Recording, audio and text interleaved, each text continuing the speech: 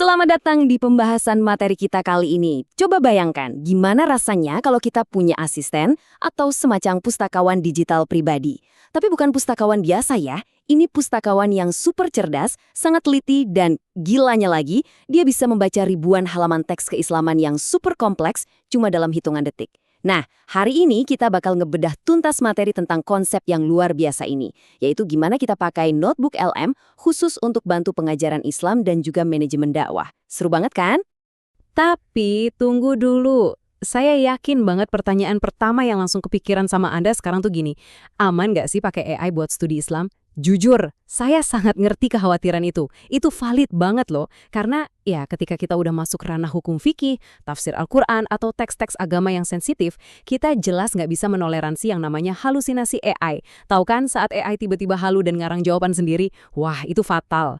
Kesalahan sepele aja bisa bikin hukum atau maknanya melenceng jauh. Oke, mari kita bahas lebih dalam solusinya.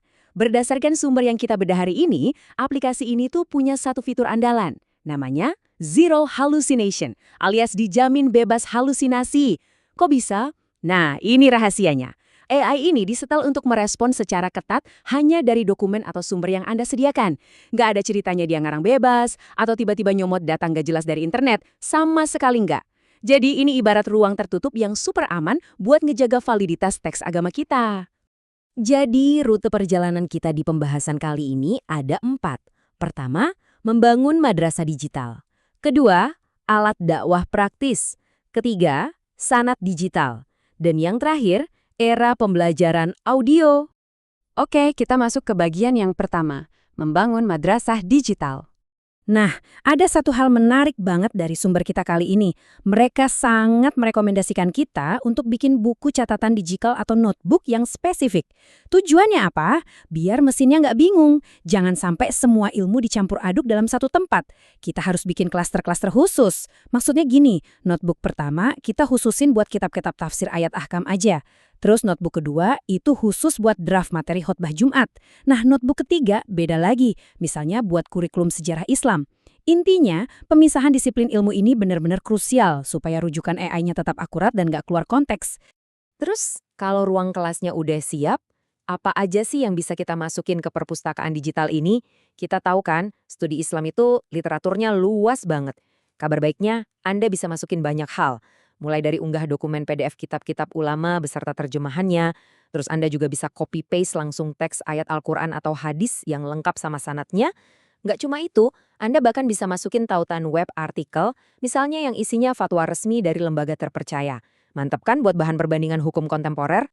Tapi, ada satu peringatan penting nih. Catat ya, AI ini emang brilian banget. Dia bisa baca teks bahasa Arab dengan sangat lancar. Cuma, ada satu syarat mutlak. Pastikan file PDF bahasa Arab yang Anda unggah itu berbasis teks, alias teksnya bisa diblok atau disalin. Kalau file Anda cuma hasil scan kitab cetak yang buram-buram itu, yang sering bikin kita pusing bacanya, wah, AI-nya juga bakal nyerah, dia nggak bisa baca. Jadi, pastikan kualitas teks di dokumen Anda itu benar-benar jernih. Sip, kita lanjut ke bagian 2. Alat dakwah praktis. Mari kita lihat gimana inovasi ini bekerja di lapangan. Kalau kita ngomongin pengajaran tradisional, entah itu ilmu bahasa Arab atau fikih, struktur bagan itu kan ngebantu santri banget ya buat paham. Biasanya kita sebut tasjir, semacam peta konsep atau skema pohon. Nah, daripada Anda pusing mikirin susunannya dari nol, serahin aja ke asisten digital ini. Anda tinggal kasih instruksi gini, tolong buatkan tasjir pembagian air berdasarkan dokumen saya. Udah deh, AI bakal langsung nyusun strukturnya dengan rapi, berindentasi. Habis itu, Anda tinggal salin aja ke papan tulis atau didesain jadi poster buat di kelas. Gampang banget. Atau, coba bayangin skenario ini. Anda ini seorang khotib yang jadwalnya padat, sibuk banget. Anda tinggal ngetik aja.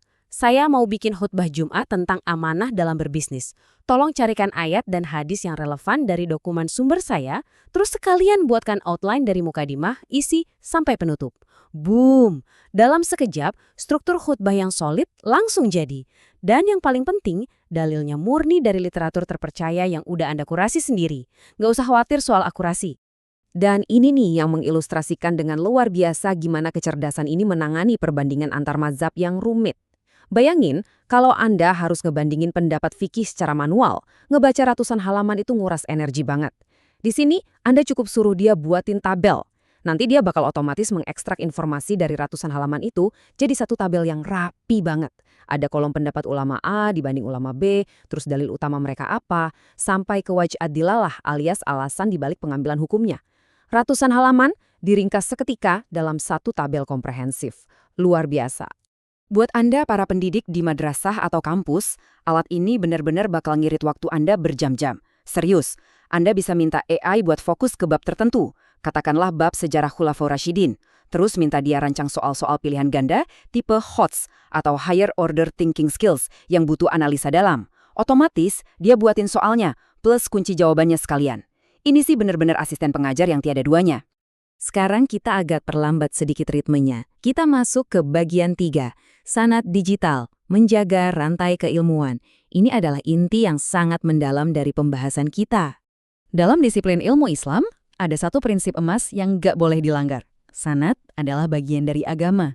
Kita itu wajib tahu betul dari mana sebuah ilmu berasal, pertanggungjawabannya kemana.